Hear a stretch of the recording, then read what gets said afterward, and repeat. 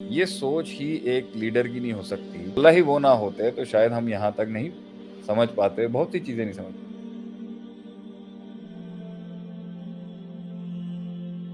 صحیح. علماء کو مائنس کر کے آپ نے قوم بنانی ہے یا علماء کو اکاؤنٹ میں لے کے آپ نے قوم بنانی ہے؟ قوم فیصلہ خود کرے. شیخ ماشاء اللہ سے اللہ تعالیٰ نے آپ کو ایک مقام دیا, آپ جو ہے امت کی خدمت کر رہے ہیں, لوگوں کی خدمت کر رہے ہیں, ادارہ پورا چلا رہے ہیں, اور بھی بہت سارے اداروں کی خدمتیں کر رہے ہیں. کیا do you consider yourself as a product of madrasa from the ulama, اور you have acquired western education as well from abroad? یہاں پہ بھی آپ نے کچھ پڑھائی کی ہے, باہر بھی کی ہے, پھر آپ کا اپنے ایک ایکسپوجر. تو آپ سب سے زیادہ کس کو جو ہے وہ ایٹریبیوٹ کرتے ہیں اس پروسیس کے اندر کہ ہاں جی میں پروڈکٹ ہوں؟ بہت سے لوگ پہنچ جاتے ہیں لیکن کہتے ہیں نہیں نہیں, میں نے یہاں سے نہیں سیکھا, یہ تو میرا اپنا تھا, یا میں نے کہیں اور سے لیا ہے. تو جو ہے میں نے بہت سارے ایسے لوگوں کو دیکھا ہے, وہ کہتے ہیں کہ نہیں مدارس سے میں نے نہیں لیا, یا پھر میں نے اسکول سے نہیں لیا, یا میں نے کالج سے نہیں لیا, یا میں نے دوستوں سے نہیں لیا. تو آپ اس میں کیا کہنا چاہیں گے, بتانا چاہیں گے کہ بھائی شیخ عاطف ہیں یا پھر آپ کے سامنے جو بھی شخصیت ہے, کم از کم ہمیں یہ پتہ ہونا چاہیے کہ اس کی اصل کیا ہے, وہ کہاں سے بلونگ کرتا ہے. ہم اس کی سکسیس کو یا تو آپ اس کی ذات کی طرف لوٹا دیں, یا پھر اس کی محنتوں کی طرف لوٹا دیں, یا پھر اس کی اپبرنگنگ کی طرف لوٹا دیں, یا اس کے ماں باپ کی طرف لوٹا دیں, سوسائٹی کی طرف, کسی کی طرف تو لوٹائیں گے نا. دیکھیں ایک تو جو ہے نا عادل بھائی, ایک ایسی زندگی ہے جس میں یہ جو لوگ ملے نا کہ بھائی وہ کہتے ہیں میرے کمال اور میرے حسن اور میرے جمال میں کسی کا کوئی ہاتھ ہی نہیں تھا. اللہ اکبر. وما قدر اللہ, حق کا قدر ہی بھی کرنا ہے, اللہ کو بھی نہیں دینا.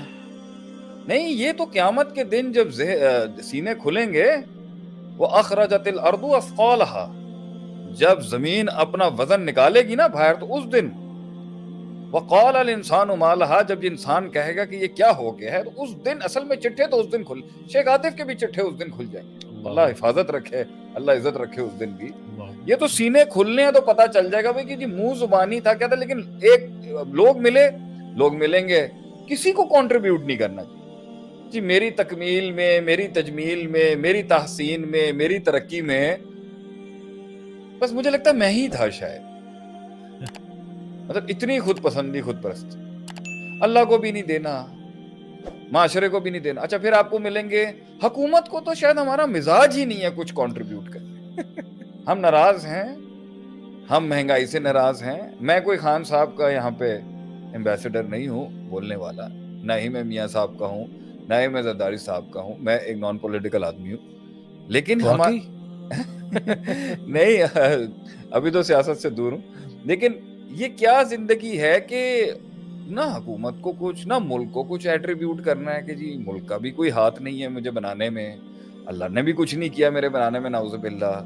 فیملی اور ماں باپ کی بھی کوئی کنٹریبیوشن نہیں ہے, سوسائٹی کی بھی نہیں ہے, ایجوکیشن اور اسکول کی بھی نہیں ہے. بس دینا ہے تو اس کو دینا جس پہ میرا من راضی ہو جائے, جس نے میرے من کو راضی کیا. پتہ نہیں کتنی سسٹم کی کنٹریبیوشن ہوتی ہے آپ کے یہاں تک. اگر آپ کو دشمن بھی یہاں ملے تو مبارک ہو, یہاں کا دشمن بھی یہی ملا نا آپ کو, صحیح. تو سیکھنے کو بھی یہی ملا ہوگا.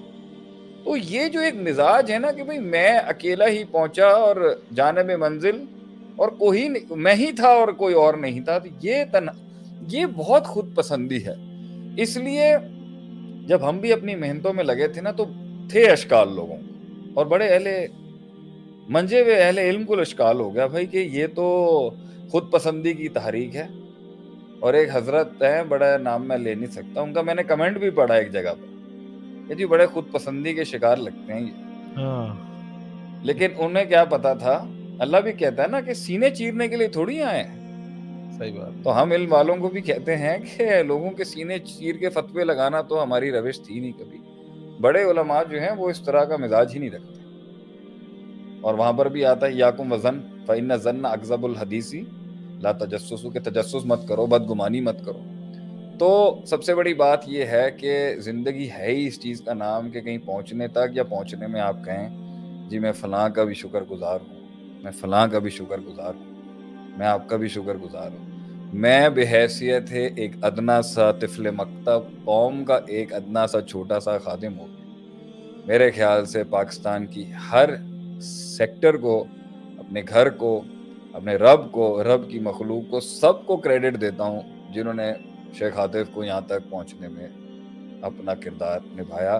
میں I attribute and I credit all of my success to my Allah first. رب نے ہی دماغ دیا, رب نے ہی زبان دی, رب نے ہی نطق دیا, رب نے ہی کلام دیا, رب نے ہی سمجھایا, رب نے ہی کھولا. اور وہ سارے لوگ جنہوں نے اپنا علمی اور عملی کردار ہماری زندگی میں آیا, ہم سب کو کریڈٹ دیتے ہیں. اور واللہ وہ نہ ہوتے تو شاید ہم یہاں تک نہیں سمجھ پاتے, بہت سی چیزیں نہیں سمجھ پاتے. یہ کہنا کہ میں کسی کو دوں نہیں, کریڈٹ ہی نہیں دینا کسی کو, آگے لاتے پہ لوگوں کو. بلکہ آج تو ہم چاہیں گے کہ ہم آن لائن, کل میں نے ایک پوسٹ بھی کی تھی نا کہ ہمارا تو اپنا آن لائن کورس ہے ہی نا. تو میرا آپ لوگوں کو اور تم سب کو درس ہی یہی ہے کہ ایسا مزاج ہونا چاہیے کہ سب کو پروموٹ کریں. آپ صحیح بات, پروموٹ کریں, کیوں گھبرانا. یہ سوچ ہی ایک لیڈر کی نہیں ہو سکتی کہ بھائی صرف میں ہی ہوں اور کوئی اور نہ ہو. ساری سلطنتوں کو ساتھ لے کے ایک بڑی امپائر کھڑی کی جاتی ہے. تو آج اگر آپ صفا کی پروموشن کریں تو پاکستان کے اندر جہاں جہاں قابل PhD اسکالرز اور علماء آن لائن پروگرامز کرا رہے ہیں عالم کا, سب کا جتنوں کا آپ سمجھتے ہیں نام لے سکتے ہیں. تو ایک نام ہم لے لیں گے جو ہمارا دل ہے. صحیح, کہ بھائی اگر آپ درس نظامی کرنا چاہتے ہیں اور اگر آپ مدرار سے نہیں بھی کرنا چاہتے, آپ کو ہم اور چینلز بھی بتائیں گے جو ہمارے نہیں ہیں لیکن ہم انہیں سپورٹ کریں گے. اور بار بھی سیٹ رکھنی ہے نا دل بھائی, صحیح بات, تاکہ لوگوں کو یہ محسوس ہو کہ بھائی ترقی کے ساتھ ساتھ ظرف بھی دکھانا پڑتا ہے. آپ صلی اللہ علیہ وسلم نے مکہ فتح کیا, کیا کہا؟ لا تثریب علیکم اليوم, لا تثریب علیکم اليوم. یوسف علیہ السلام نے اس طرح کہا یوسف تھا. علیہ السلام کے بھائیوں نے کہا نا کہ بھائیوں کو کہا کہ سب کو ایمنسٹی ہے ہماری طرف سے. Amnesty scheme. یہاں تو بدلے لے لیتے ہیں لوگ سر, لوگوں کو اقتدار ملتا ہے اور لوگ بدلے لیتے ہیں. یہ روش ہی نہیں ہے ریاست مدینہ والے کی, یہ روش ہی نہیں تھی, یہ زندگی ہی نہیں تھی ان کی.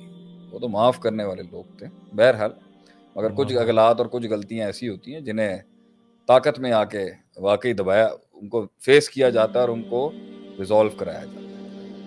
شیخ ابھی آپ نے عالم کورس وغیرہ کی بات کی, آپ نے کہا کہ ایک اسلامی معاشرے کے اندر جو امبریلا کے اوپر جو سربراہی ہوتی ہے اور لوگوں کی رہنمائی کے لیے ایک بینچ ہوتی ہے وہ علماء کی ہوتی ہے, اور انما العلماء ورثۃ الانبیاء. جی, آپ نے اپنے ادارے کے اندر اور اپنی اس پورے مشن کے اندر آپ نے لوگوں کو علماء کے ساتھ کس طرح جوڑا؟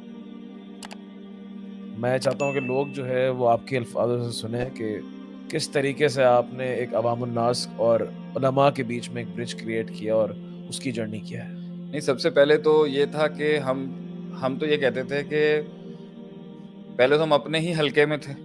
صحیح, تو اس حلقے میں تو بہت کھیل کود کی ہم نے, اور وہ آپ نے بھی دیکھی ہے وہ کھیل کود.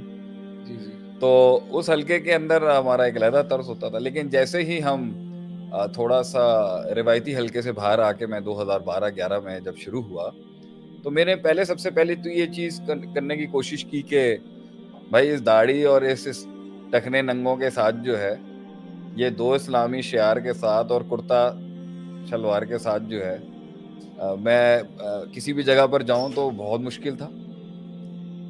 بڑے عجیب مسائل پیش آتے تھے کبھی کبھی, اور لبرل حلقے کے اندر جو ہے تھوڑی مشکل بھی ہوتی تھی.